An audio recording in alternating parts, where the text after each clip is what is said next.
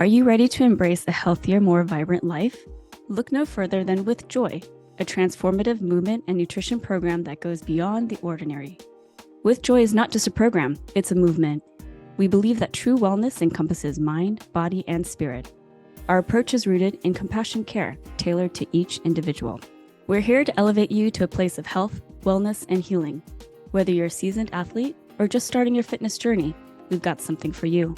Our comprehensive programs include strength, mobility, endurance, and conditioning to elevate your fitness, recovery and recuperation for healing, and nutrition wellness plans to fuel your body for optimal performance. Check out our show notes for more information and links to our programs.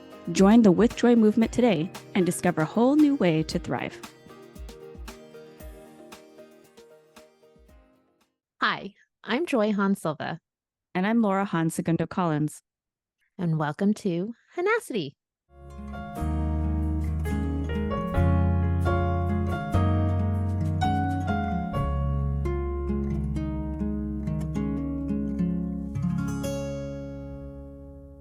Hi. Hey, how's it going? It's going well. It's been a while since I've seen you. I know. I don't like that. I don't like Me it. too. It has been, at the time of this recording, it is June. And of course, the end of the school year is happening in New York City. So we have a lot of stuff going on. Graduations are going on. Yeah. So I have not had the joy and pleasure of seeing my beloved Joya for some time. Joy, how have you been? I've been doing well. I am with dogs right now, so my allergies have flared up. I'm allergic to dogs, and I have just been introduced to the neti pot. Have you used it? Yeah. Oh, yeah. I love the neti pot. Okay. Did you do the spray or did you do like the pot? So it's so funny because Marvin, he has the pot and I did it, but I think I'm like really tentative. And so like turning, I don't know if it like has You drown done yourself? Yeah, it does feel like that a little bit. But then I got one that's like a pulsating one where all you have to do is be upright. Oh. You don't have to lean. Ooh.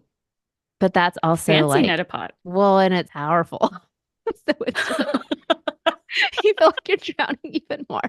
So I'm gonna go back to the pot, I think. Anyway, for Your our eyes. viewers. It's powerful. Oh, a little preview of what our relationship is like. Amazing. Anyways. That's amazing. But go neti pot. Go neti pot. Plug in. Yeah. Plug in. Shout out to the neti pot. Yeah. Well, today, everyone, we have a really beautiful guest. Her name is Alicia Velez. She's a psychotherapist, a everyday, forever athlete, but has had an amazing journey in athleticism and her own growth and development. Super bright, super loving and caring. Can't wait for you all to meet her. Maybe I should read her bio. Let's do that.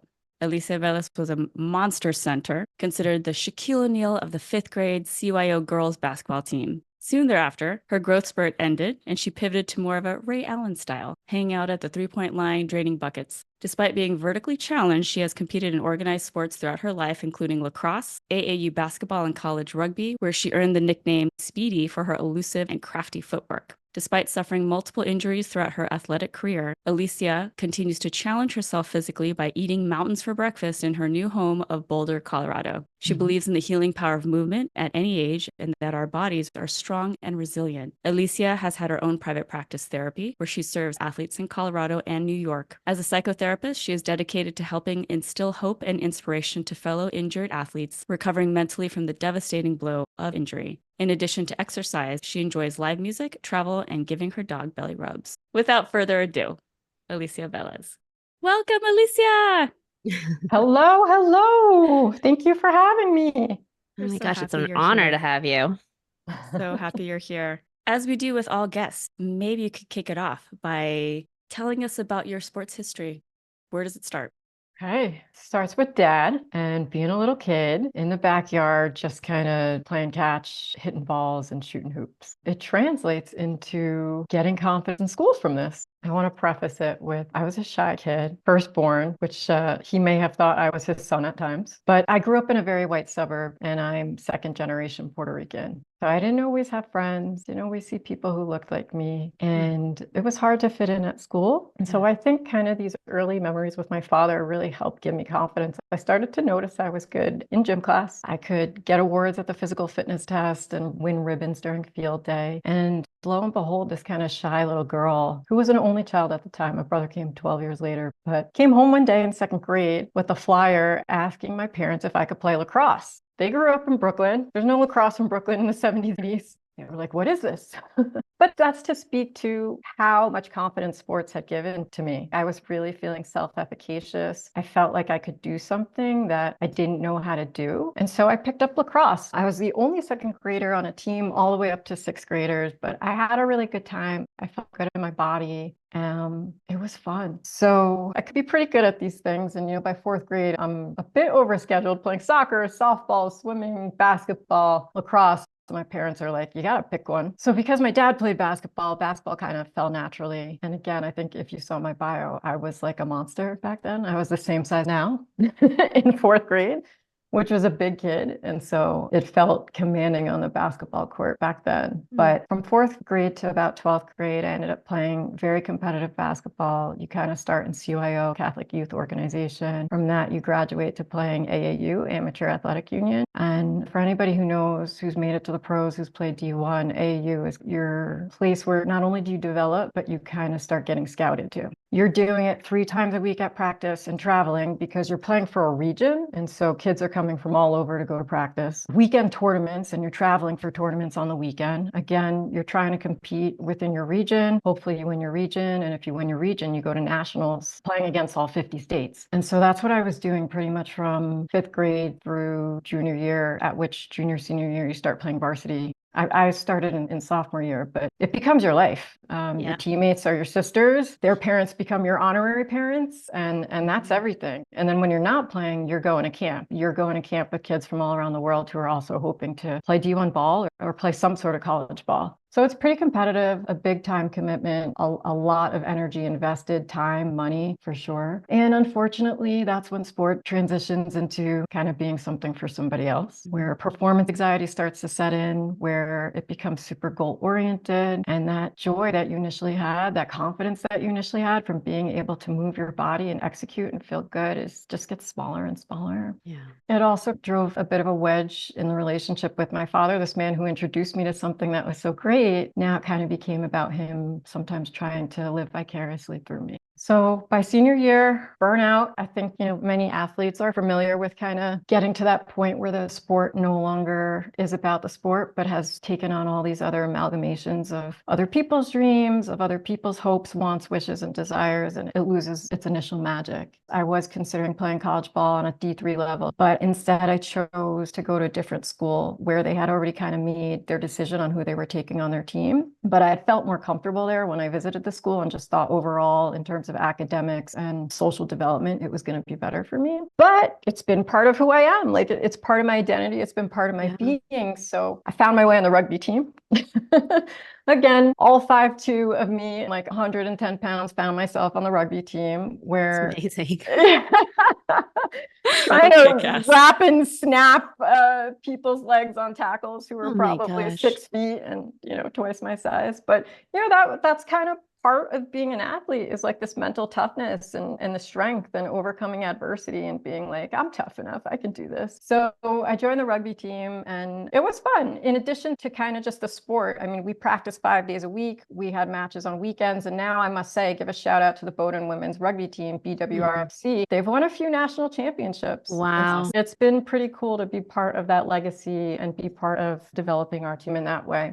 Rugby was great. Definitely a family. I made the all-main team one year, which was a nice achievement. My nickname was Speedy because, again, I'm small, so I had to be crafty, and I had good footwork and could chuck and jive, head and shoulders, had hips. That would be my bread and butter, was trying to run outside on the wing and score some tries. So that was a really good experience for me. Unfortunately, by senior year, I had my first injury, and that was kind of a bummer. Partially tore my ACL on a tackle where I twisted the wrong way, not into the tackle. And that kind of has been what I've been dealing with as I've reconnected with sport as an adult. After that injury, I still played. I graduated college and found adult leagues to play in, mostly basketball. Found myself coaching CYO basketball. I coached a few middle school teams, which was a lot of fun, in a different way too, where it didn't become about winning, but where it became about like a kid blocked his first shot and you were just so excited, even though you got slaughtered by like 20 points. It was like this kid who had been so shy early in the season, and watching him grow to be confident enough to block a shot, steal the ball, and then go try and score on himself. I mean, that is a beautiful gift to get.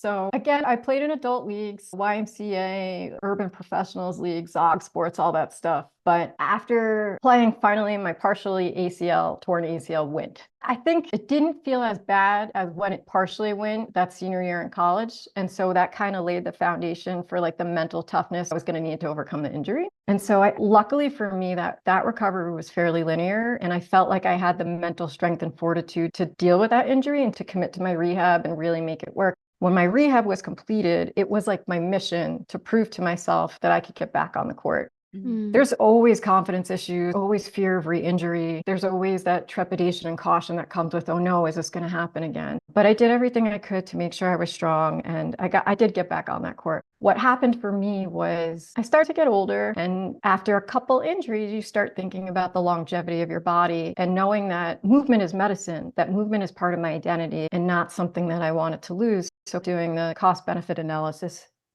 decided to maybe hang the sneaks up for a little bit. But it was at this point that I started discovering other sports. I took a volleyball clinic. I started taking tennis clinics. It was, again, it's part of who I am. Movement is medicine. And so I didn't want to lose those parts of myself, but I could still play in perhaps more controlled or safer ways. The ultimate blow was taking this tennis clinic, making a sporting movement that I've made 1,000,001 times in my life, just getting to a ball, quick feet, and my Achilles tore. And I gotta say, that was devastating. Yeah. I tore my Achilles October 2022, and it's an injury that really doesn't make sense because you're in shape, you warmed up, you've done everything you've done 1,000,000 times, but when it goes, it goes. Psychologically, it messes with you. Took me about maybe 14 months to recover from that, recover physically, but also recover mentally from the intrusive thoughts, from the fear of re-injury, from the self-doubt, but celebrated by doing a rim to rim Grand Canyon backpacking trip. I'm from New York. I moved to Colorado a year ago, but this whole like outdoorsy nature crunchy thing is new to me. I come from immigrant parents. They don't like, what is this stuff? And so it's not only to have to overcome something physically, but it was also like, okay, let's be open to other lifestyles. I like showers. I like showers, but it was a great experience. And that kind of doing something, not only physically with my body, but also something outside of my comfort zone, I think is really translating into giving me confidence now to really get back to sport. Again, I don't think it's ever going to be something that I lose entirely, but something that I'm continually renegotiating and adapting to. And so I've really gotten into hiking. I've never run before. Like I'm not really a 5K or 10K-er, but here in Colorado, I've been running races. And last year was a way to kind of mark, okay, I'm rehabbing this Achilles. Let me run this race. And this year I beat my time and did pretty well. Awesome. And, congratulations. Thank you. And as of 2 weeks ago, this is kind of the biggest thing to overcome is getting back to sport, getting back to change of speed, change of direction, jumping, dynamicism, if I can say that, agility. And so I had a neighbor down the block invite me to play beach volleyball. I should say sand volleyball. We have beaches in Colorado. And I got back and I feel great. I really do feel great. And so the final step in my journey, in this journey of athletes, is to share my story and instill hope and inspiration in other injured athletes. And so I am a psychotherapist. That is my job, my career now. That is something kind of coming full circle that I want to be able to give back. So yeah, that's a little bit about me. There's so much in your story, So Alicia. Like it's incredible. I'm astonished that you still do that many sports. Thank you. Phenomenal. I think the thing that I get in your story is that you have so much variety in your repertoire of trying so many different things, of really exposing yourself because you found yourself being talented at movement. And you found that out like in second grade, which I think is pretty incredible. And you were a shy kid, but you had grit. Is what I'm getting in your story. You might have been this timid, shy kid, but you weren't afraid of trying a lot of different things. And to think shy kids would not want to do very much and kind of hide. And it didn't sound like that with your story. And it seems like it's continued on into your adulthood. And so me and Laura, we always talk about the mentality of an athlete. We're wired in a certain way. What is your genetic makeup of you as an athlete? There's certain things that you know that it translates, not just in the way that you approach athleticism, awesome. But in relationships and work, how does that translate in your everyday life? I think you hit the nail on the head with grit. Preparing for this, that wasn't a word that came to me, but I think that translates in athletes. It translates as being a New Yorker. It translates as being a person of color in all my different identities. At least in adolescence and kind of childhood, sports was the vehicle in which it manifested. But to your point, it manifested in other ways. I went to 3 or 4 different schools not knowing anyone and had to rebuild. I'm here in Colorado having to rebuild. I'm here in Colorado trying to do friend dating. I didn't think about it that way, but thank you for kind of bringing that to my awareness. I think it absolutely is grit and this audacity, so to speak, to put myself out there no matter the cause. Be vulnerable because you can reap the benefits of that. There are good things waiting around for you in the corner if you stick to it. If you are gritty, if you dig it out, like if you're digging out a beach volleyball out of the ground, like there are good things that happen to that. But you're kind of the first step in that sequence. The other word that comes to mind is just crafty and having to be quick on my feet, be quicker, figure out how to manipulate my size to make it work for me. I think I've done that too in other aspects of my life outside of sports too. Prior to becoming a psychotherapist, I had paralegaled and I'd worked in international education, but I think there's a certain craftiness to getting to the point where I am here as an entrepreneur of my own business and trying different things on for size, knowing what works, being brave enough to say no when it doesn't, and be open enough to try new things. Yeah, for sure. Yeah. I definitely got that in your story when you were talking about like being the smallest and having to compete against kids that are older than you or bigger than you, because that is also the mentality of an athlete. Where do I play my strength in order for me to be accessible on this team? I think all athletes do that. We do this strategic mental game before we compete or before we get on the field of like, what is, our strengths? How do we, in some ways, like penetrate the competition? How do we like figure this out? There's so much heart in why you choose the profession that you chose. How did that come to play? I'm back to the rugby team. So shout out to Aubrey Brick, who was my captain when I was a freshman. I had always done well in school and I had always done well in sports. Our identity gets inextricably linked to these things. When those things are taken away, it can be devastating. You lose yourself, you don't recognize yourself in the mirror, and you're worried about your value and your importance to other people. And so my freshman year, I really struggled at the college I was at. I went to Bowdoin College, small liberal arts college in Maine. I wasn't really prepared. I think this goes back to social capital and kind of the resources allotted to my parents and having to understand the educational system. My parents did the best that they could, but I was at a deficit compared to other kids there. And so freshman year, I really struggled. I remember Aubrey Brick saw me. She really saw me. She saw that I was struggling and she put a note into my mailbox that just said, "Hey, I'm here for you. The team is here for you, whatever you need." I didn't understand its significance. I actually felt a little exposed, right? I was like, oh no, like somebody see that I'm not doing well. I wasn't able to connect with that vulnerability at that time. But I think that freshman year, I knew I needed support. And so I did find myself at the college counseling center. And in people of color households, counseling is not always a thing that's normalized or talked about. And I think that letter from Aubrey was the first stepping stone to acknowledging that it's okay to be weak at times. It's okay to be vulnerable. It's okay to be fragile. And so I tried on some different things, thought about being a lawyer, went to liberal arts college. Everybody kind of becomes a lawyer. But I ended up at a law firm that worked with social workers. And I think juxtaposing this with the relationship with my father, with understanding some of the hurt and pain that came about through sport, this all kind of mixed together to create my own healing journey to the point where, again, I kind of found myself in therapy as a young adult, a beautiful career. I have the opportunity to give back. I have the opportunity to do good, doesn't do it justice, but to give the gift of what I have been able to understand about myself and what I've needed to do my own healing. I can give that to other people. I've been my own business owner and entrepreneur and figuring out who my niches are and who I want to work with. It's been this beautiful intermixing of, at first, I kind of started out working with veterans and men, and that kind of felt like my father was an NYPD officer. His father served in the Korean War. It kind of felt like a good transition, but I was kind of doing it for others, right? And I think I've come full circle where this Achilles injury has brought me back to myself, and now recognizing that I can translate the work into struggling, into helping injured athletes, into helping people who have not only been injured, but who have had to overcome other things throughout their athletic journey too, who have created this identity around sports, and how can we increase self-compassion and self-love, because sports is one of these things where we push ourselves and we tell ourselves to go harder and push through the pain to our detriment a lot of times. lives. And so in my life's work in helping other people, I am somebody who gets to help athletes recognize that, yes, of course, you can be strong, you can be powerful, you can be tough, you can love yourself, you can give yourself a hug. When it's time to tap out, you're allowed to do that. And all this between my father and career exploration and my own injuries have all played a part in getting me to this point where I can take back sport on my own terms and help other people with it. Ashwa is a performance wellness program dedicated to helping athletes achieve peak performance and personal fulfillment through innovative approaches focusing on neuromuscular regeneration, re-education, and retention. Ashwa empowers athletes to find balance in mind, body, and emotions. Check out the links in our show notes for additional information about Ashwa and how they can support you in your journey.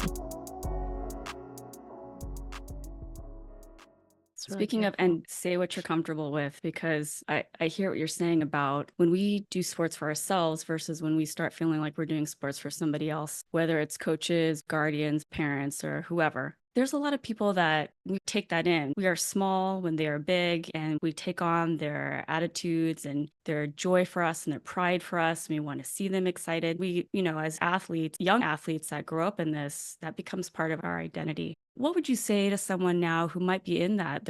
Sometimes we take this on and we're like, oh, there's something wrong with me. But really, maybe it's been that we've been receiving these messages and we've sort of taken them in, and now they become part of our identity that has sometimes causes us to be silent in some ways.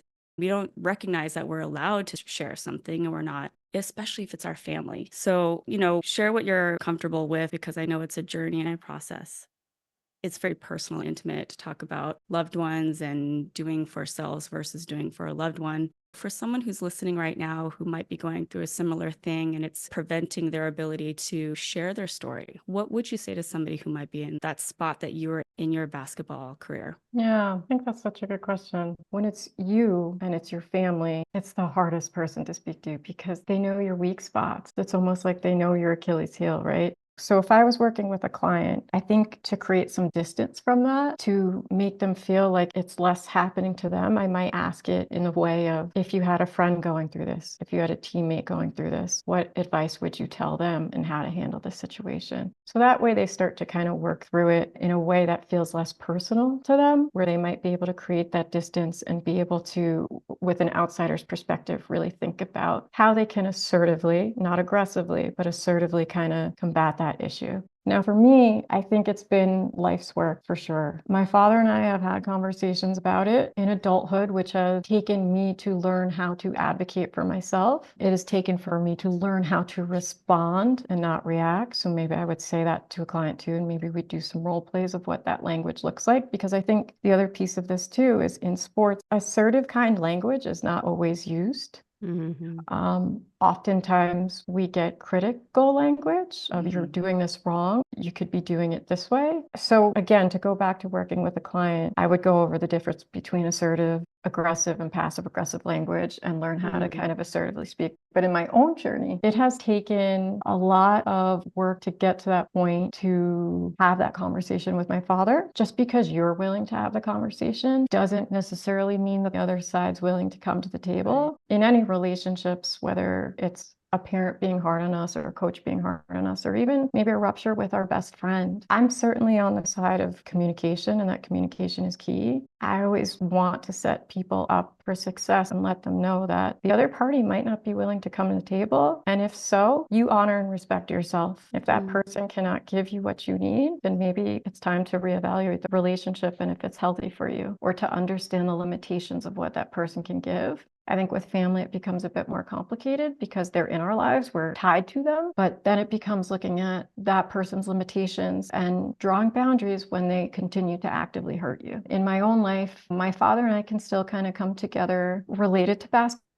When it's March Madness time or the Knicks are on, that is still a bonding experience. When it comes to performance-based, whether it's sports, career, my marriage, how I take care of the dog, there do need to be boundaries drawn about the types of conversations that we engage in. And those conversations, I think, need to be safe and productive and not critical and demeaning or, like somebody's an expert and the other person isn't. It's a little bit harder to have healing when a person doesn't have the skills to engage in those conversations. Yeah.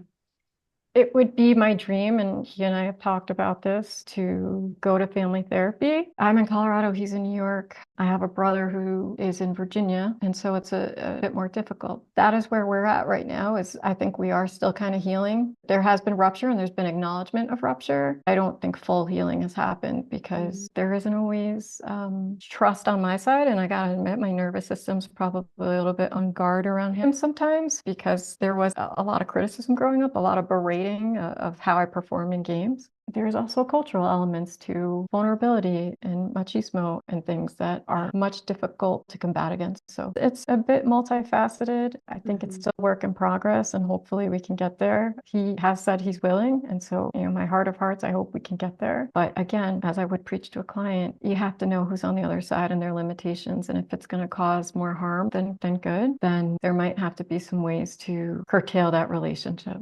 That's incredibly powerful. So thank you so much for opening up. I think for me and Laura, the interesting thing is what resonates with us is that element when you say sports starts shifting where it's not yours anymore and it's about somebody else. You seem like you were a kid who's very intuitive with your feelings. Not all kids are in tune with those things. What would you say to parents who are listening in to young athletes on when is it appropriate to interfere or even be in tune to the child to be able to know signs of what they're doing, to be able to check in on them and say, hey, what's going on? Because that's not always normal with the athlete either. We're not as in tune to our feelings because we've been trained almost like in a robotic way to do the mission. I know, like for me with injuries or checking into my mental capacity, it was so foreign to me. That didn't come until after I was done with my athletics. And even when I was injured, it was almost like you ignore the pain because injury and pain and ailments is that culture was very normalized. I think that we're having these conversations where things are starting to shift, which is nice. I don't know if it's because our generation is now raising the next group of athletes and we are learning what didn't work for us and we want to see a shift and a change. And that's why me and Laura are in this position where we want to see a shift in all sports culture, right? What does compassion care look like for the athlete? Somebody who's listening to this who has a child or who has a teenager and looking in, what are the signs do you look for when an athlete is not okay and that their love is starting to shift a little bit? Yeah, I think I want to be careful. Like we are using the word athlete, which is great. This is a podcast about that. I think I want to shift to the person, to the child, to the human. Yeah. We can get so one-dimensional about this track that they're on athletics, but we have Michael Phelps, we have Simone Biles, we have Naomi Osaka. Like we have people that like we're gonna have to, as a parent, look out for this child in his, her, their environment, and not just in sport. Yeah, we can look at sport, but how's their sleep? How's their diet? How's their stress level? How are they doing socially? Are they involved in perhaps drugs or alcohol? But let's look at this whole person and understand the full picture. Sure, it can manifest in sports in terms of withdrawn for the sport, or maybe not playing well. But I think the holistic and humanistic side of the athlete also needs to be taken in perspective if we're a parent looking at our kid who's performing this thing. So much so that if the kid was performing in school, or the kid was performing in robotics club, or the kid was performing in the National Spelling Bee, we need to be paying attention to all the attributes of the child. And are they meeting their developmental milestones in a way? I listened to you guys yesterday and thinking about your final podcast with gymnastics, and I was really struck by how you were interpreting getting back out there in the adult tumbling class. And to me, the whole thing is, where is the fun? Where is the joy? Where is the lightness? If we are teaching kids to just go, go, go, to do, to be robots, then that's what we're modeling for them in the adult world too, when they graduate or when they get out of sport. That's right. And so again, I'm just going to come back to the whole kid, the whole teenager, the whole person here, of really, if you're a parent, to be attuned to your kid, still you're acting like your kid within sport, outside of sport. If you start to not recognize your kid and your kid personality wise is shifting, if your kid socially is shifting, if your kid physically is shifting. I mean, too, the athletes, part of these athletes, and especially in adolescence, is body image as well. That's a huge thing. So being an athlete is hard, but being a kid is hard. Being a kid is really, really hard. And so I would encourage parents to do is just check in with your kid and check in with your kid from a place of compassion, not from this place of performance. You have to get good grades. You have to be an all-star. You have to do it well in sports. How are you really doing? How are you really doing, buddy? Is there anything going on? Is there anything you want to talk about? And that might look differently depending on the age. You know, for a little kid, you might be like do an emoji face, or like for an adult kid, it might look like, you know, on a scale from 1 to 10, how good was your day? I think when it comes to kids really just want parents in their corner, and kids want parents in their corner for all versions of that kid, whether the kid is happy, sad, whether the kid played a good game, whether the kid played a bad game. To have that unconditional love and positive regard, and to love your kid no matter what, whether they came home with an F, or, you know, they got injured, or they didn't score in the game. I think that's really important, is to have that solid foundation, because sports is going to take it out of you. Like Laura said, you have a lot of people putting their own stuff on you, demanding stuff from you, and you can get lost. You can lose yourself. And I think for parents, it's really important to be there no matter what, no matter the performance of your kid, no matter if your kid was benched, no matter if your kid was hurt, and to talk to them about how they are feeling about it. Yeah. To really get that kid's perspective, and without judgment, not with criticism. Oh, well, you shouldn't feel that way, to not invalidate them, or, you know, you'll go get them next time. But to really, if you're a parent, sit with your kid in that pain. And that might be hella scary, because it's your kid. You don't want your kid to suffer. Nobody wants that as a parent, to watch your kid suffer. And yet you need to be aligned with your kid. That is the most powerful work that I think you can do as a parent, is to really sit in that with your kid. And that will be the lesson that they will take with them into sport. And they will know that it's okay to, I don't like to use the word failure, because I don't know if I believe in failure, but they will know that it's okay to not always be the best version of themselves, to not put all that pressure on themselves. And they'll take that with them outside of sport. And that is the best lesson you can give them. Yeah. It's like that performance anxiety extends to other things, whether it's presentations at work, or I'm not going to have performance anxiety getting ready for this podcast out of years of this. So like, I did too. I agree. Making sure you're asking the right questions. Yeah, no, I get that for sure. Yeah, it doesn't go away. We can learn how to cope with it a little bit better by recognizing, like, being that parent to ourselves. Now I can be that parent to myself. Yeah. And I can have some positive self-talk about this being, you know, there's just a lot of different things parents can do. So I hope parents hear that. Yeah. And to piggyback on that, so thank you so much for that, because it really does also take a community. We've talked a lot about in the past, and pretty much every guest on this, how we as athletes are coached so long in our lives. And when the sport ends, or an injury happens, or something, it creates this absence of the sport in some way, shape, or form. How we are lost because we have no coach suddenly. And now we have to try to maneuver and navigate life in a different way, but it feels very lonely. So calling upon this community of guardians and parents and friends, and rock on to your teammate for recognizing that's what we're working on. And while I think that there's great providers out there, they really focus on the athletes, making sure that they're the ones who are sleeping and eating and all, and they should. And also we're talking about community. We want a community that supports one another. Alicia, you and I met, and we were just talking about story, and just for you to be here and being like, my story matters, like, heck yeah, it matters. It's a freaking awesome story, because we are all athletes and we've all been there. What you're saying, it resonates. I'm sure whoever's listening right now resonates with them, and it impacts every aspect of our lives. So I just want to thank you. I'm just imagining this 5'2" little Spudwed Muggsy Bows out there, scrappy out there. And, whether she's in lacrosse, or she's in basketball, or she's on the rugby field, like, you are taking that everywhere you go and just rocking it. Taking it with more love and compassion nowadays. Yeah. That's the difference, is that this career that I've had and my own self-work, the grit, the craftiness, that's still there, along with grace and gentleness, along with listening to my body, along with being able to say, you know what, like, my hamstring's a little wonky today. I don't need to finish this orange theory class. I'm gonna go home. It's okay. Yeah, I think that's definitely. been like a shift in mindset for me as an athlete, because for me, what I've always been trained is there's a goal in sight. I think when you talked about, I don't really believe in failure. When you don't meet the goal, I think what naturally happens to many athletes is that I failed. Yeah. I'm a Yeah. failure, and it's the end, and it's final, and it defines me as a failure if I don't achieve my goals. So the compassion and care is something that I think has been a journey for me in my healing, because it doesn't naturally come to me, And so I think it's one of those things, like you say, even if your hamstring hurts and you're like, I don't need to work out and push through it. I have to tell myself that. I have to like give myself permission in that, because what normally happens is I would push through it because Yeah. I have been trained to do that for so long. It's conditioned in me. Right. And I think with a lot of athletes, that shift in permission to give yourself grace is very hard to accept. And I think it's one of those things because it's not talked about. You're talking about Naomi Osaka and Simone Biles and Michael Phelps, and getting this conversation about why mental health is really important, and that it is almost like a human right for everyone to have. And you're Yeah. saying it's people, it's children, it's kids. It's not just the athlete, Yeah. And so we talk about mental health in a general term, and it's very taboo in athleticism because it is, you are mentally tough.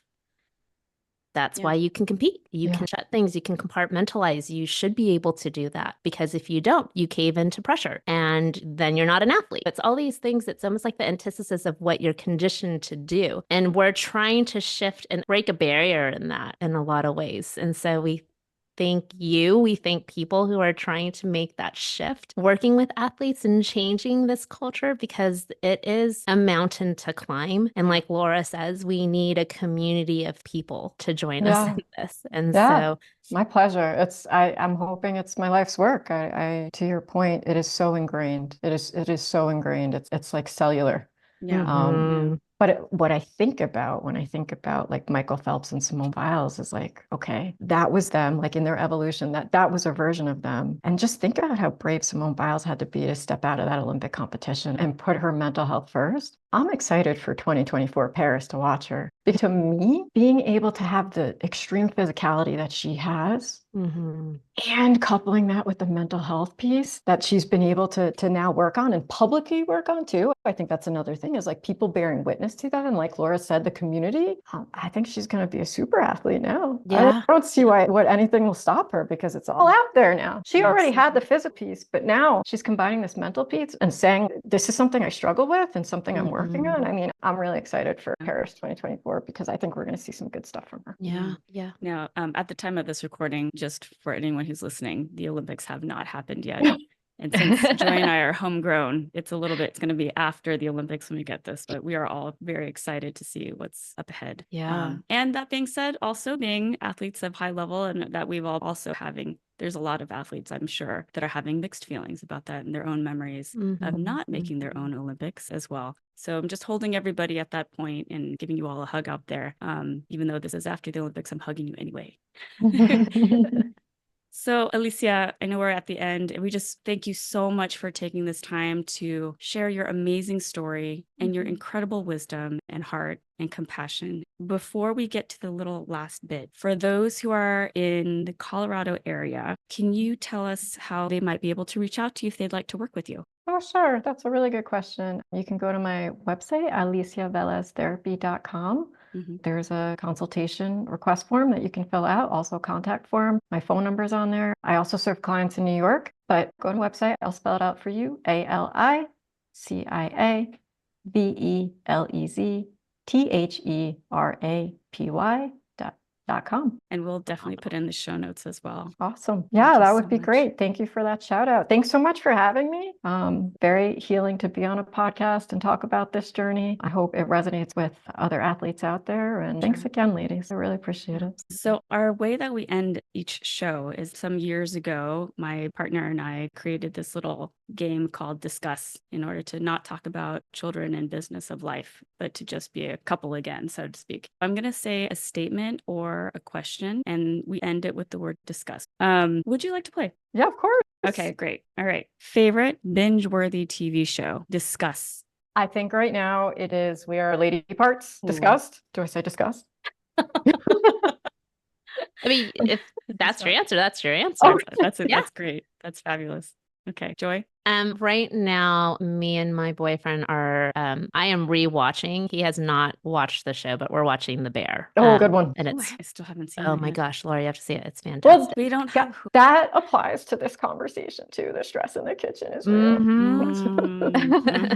For sure. Yeah, that's what we're watching right now. Okay, we have a few, but it's always Ted Lasso is probably my favorite. I can watch over and over and over again. Anytime we watch something scary or sad, I actually watch an episode to bring myself up for a second. You also have to before I go explain bed. how Ted Lasso got introduced to you with this podcast because you used Ted Lasso as therapy. Oh, yeah, that is true. So I didn't watch Ted Lasso. I didn't know anything about it. Joy actually told me about Ted Lasso and really encouraged us to watch it. She, for months, was like, I think you're really, really, really going to like it. I think it's be What really, a really different cool. coaching style, right? Yeah. And even though I know Ted Lasso is not real, the fact that I'm sure it's pieces of favorite parts of coaches and experiences that person had, people had, the writers had, it has been incredibly healing. And once I started watching, I couldn't stop. And it was just very loving. I probably watched it at this point like 4 or 5 times. Yeah. And That's then various beautiful. episodes, various times. Again, I have to rewatch like horror show or something. Yeah, yeah. Because I don't want to get nightmares before I go to bed. My caveat to that is I cannot remember the actor's name. Can you help me if you know his name? On Ted Lasso? Yeah. Jason Sudeikis? Yes. Thank you. He's a huge women's sports advocate. Yes. I know. Yeah. Makes I me was love him even very more. Yeah, excited. exactly. Last year, my kids and I, we got to go see the Liberty Aces game, probably playoff game number 2 or 3 when they were close by at Barclays. And he was there. And I just about jumped out of my chair. So excited. And I Yeah. don't even know his name. I was like, Ted Lasso's in the house. Sorry, Mr. Sudeikis. But yes, so thank you to Jason Sudeikis and all those writers for creating a very healing experience. It was really, really, I would say, pivotal to a healing experience for me as far as coaches go. Really made a difference. I would just cry. Yeah. He sees the whole person, sometimes Yeah. more. Yeah. So Yeah. shout out to Jason Sudeikis. All right. Thank you all so much. I appreciate Thank you all you. so much. Thank you. Appreciate it. Thank you. Thanks Thank for you. Thanks for having me. Well, thank you, Elise. That was awesome. What another amazing interview. Yeah, just so much grit and heart and insight. Incredible individual who's gone through so much and now in a field of helping other athletes, which is remarkable. Yeah. And moving right along, next week, we have a really special guest. The best. The best of the best. Everyone, we're going to be talking with Joy next week, actually. We're going to be hearing part B of the story. We've gotten a number of questions after season 1 about what happened after y'all left. So put it off until now, but Joy will be sharing her story, and really excited to hear your story, Joy. All the nooks and crannies that I'm sure that there are, again, pieces that I probably didn't even know about either. So appreciate you and looking forward to interviewing you next week. Thank you so much. I love you. I love you more. I love you the most. Die. Thanks for tuning in. If you have any questions, please reach out to us on Instagram, Twitter, Facebook, and TikTok. Share and follow us on Amazon, Spotify, and Apple. Help us out and leave a 5-star review. Thanks.